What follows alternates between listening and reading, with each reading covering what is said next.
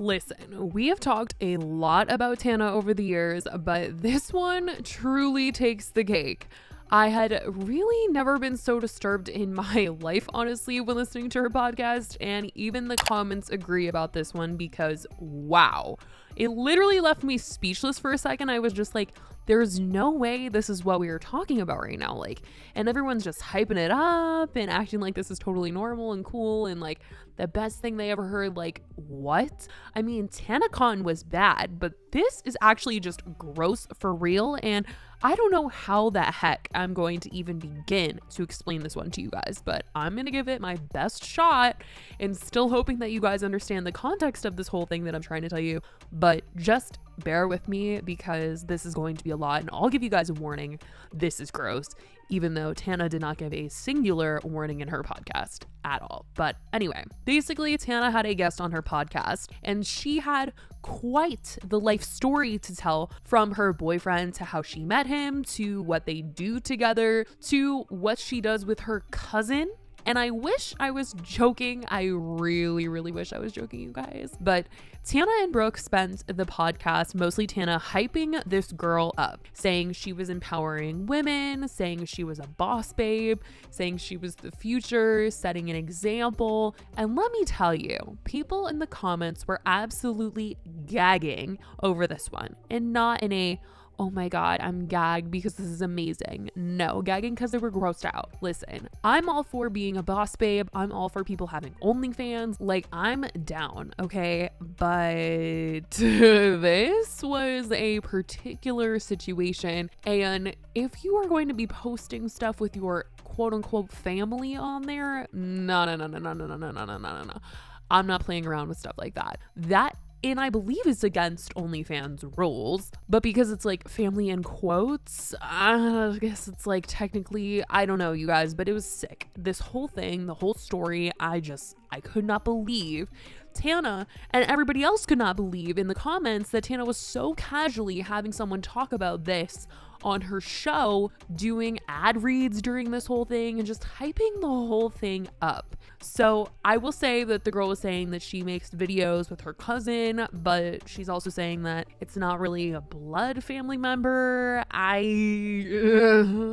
whole thing just gives me the heebie-jeebies a little bit because the whole discussion of it was just not sitting right with a lot of listeners as a whole, the idea around her doing this type of content with this certain member of her family. So people were just feeling like Tana was really downplaying the whole thing and also downplaying the uncleanliness that was promoted during this episode, and that some things that she was sharing that she does in her personal life were just like not good information that girls should be hearing, because it just wasn't very healthy to hear that, and it just seemed very unsafe and unsanitary, and people did not think that that advice should be given to girls without a warning of, hey, you need to be really careful if you're doing something like this, and you got to keep it clean, and because you don't want to get infections and da. So there was a whole aspect of this episode where she was also talking about how she met her boyfriend and that she was working at a homeless shelter and that he was homeless. Then she started dating him. Basically, they're in an open relationship, and people were also making comments that someone dating somebody in this type of power imbalance environment, and especially as an employee of a homeless shelter, that's just something that's not okay. That's definitely not something that's with the rules, and it just wasn't right for her to be talking about this type of stuff. Basically, people were really pissed off in the comments. Like, literally going through the comment section, there wasn't a singular positive one there, and there were a lot of people saying, Tana, I love you, but this was just not it. So I'm gonna read you guys some of the reactions because there were a lot. I'm sorry, I love this podcast, but the thing, how the F were they all normalizing that? Like, I actually feel sick. That's so gross. Tana, no honey. Did you just say this girl is doing so much for our upcoming generation? LMAO. Tana calling this empowering and an inspiration for younger generations? Absolutely not. Well, this definitely had shock value, but I'm truly disappointed in this episode. There were so many things that didn't need to be said and so many things that weren't said that should have been said. I can say that I don't think think Tana invited her on the pod, expecting her to be so bold about really disgusting and controversial topics. Tana's reactions and constantly hyping her up actually seemed to me like she was really shocked by what the girl was saying. But since when does Tana actually call someone out for saying something totally out of pocket? She has to stay on brand, LMAO. I definitely enjoy the episodes where they talk openly about blank as women because it can be empowering, but this totally crossed the line into the realm of tasteless, trashy, and most of all, concerning. So glad I'm not the only one who was disturbed watching this. I'm all for women empowerment, but blank is disgusting and so wrong. Why are they acting like that's okay, normal, or even empowering? It's insane. Even if they're not blood related, it's your family. Funny how they never discuss STDs or blank health. This is just setting people up for BV and disappointment. What the is going on here? I'm all for supporting workers, but eating blank and blank, Tana and Brooke, you can do better than this. Tana, I love you, you raised me, but sitting there for an hour plus repeating, "You are my president," after Stella described her blank relationship, romanticizing homelessness and blatant dangerous blank due to uncleanliness, it's a bad look. You can do better. Please do better. I usually love the podcast so much. This week didn't do it for me. I don't know why Tana said the things that she said in this episode, why she was promoting this so casually with no warnings or anything. People really gave their feedback, and it's clear this really just disturbed a lot of people, and not just the story itself, but the fact that Tana was really saying how empowering this was and hyping it up. Even if she didn't know what she was about to hear and was just hyping it up to be nice because she was super shocked, she probably just shouldn't have posted it because it's just not it at all.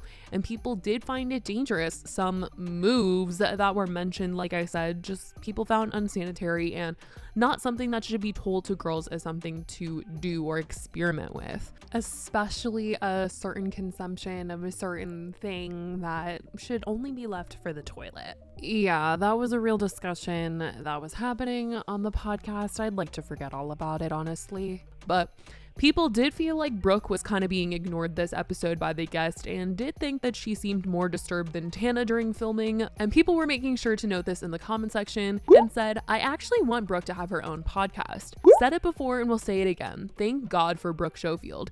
She is the morals Tana and the show need."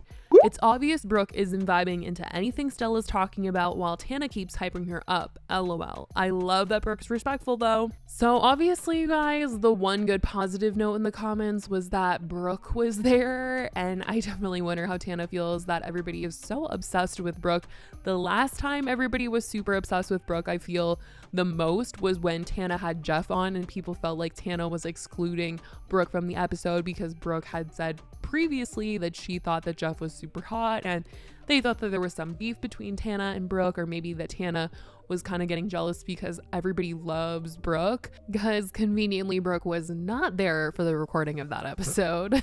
But I'm gonna tell you right here, this episode was just not, I definitely want to know if you guys saw this episode, listened to it, what you guys had to think about it. And I also just want to reiterate once again that I have nothing against OnlyFans. Anybody that does any of that type of stuff, go you, do you, empower yourself. I love that type of stuff. I love hearing people's stories about what they're doing in the bedroom, like getting advice and all that stuff. I think it's so good for people to hear that stuff. But this in particular, hearing this stuff, that's nothing that anybody should be copying. That is for sure. Literally, this was, it wasn't it at all. It was just, like, some of it was genuinely risky and dangerous and shouldn't be replicated. Which makes this whole thing just one big giant yikes, yikes, yikes, yikes, yikes. So if you guys did actually listen to it, let me know what you guys think. If you didn't, I'm giving you the warning right now. The first 4 minutes, you will already be like, what the heck did I sign up for? Because they just go straight into it with the cousin thing. Oh my gosh, I was not ready. I really wasn't. I was hearing things about what the episode was about. I read some of the comments, but once I started actually watching the episode, I was like, oh, we're getting right into it immediately. Like, it's just happening. I'm hearing the story already. Wow, okay, awesome, wow, all right. This is a lot. This is just, wow, okay. So I gave you guys a warning. Let me know what you guys think. I love you guys so much. I hope you guys are staying safe, and I will talk to you guys in the next video. Bye, guys.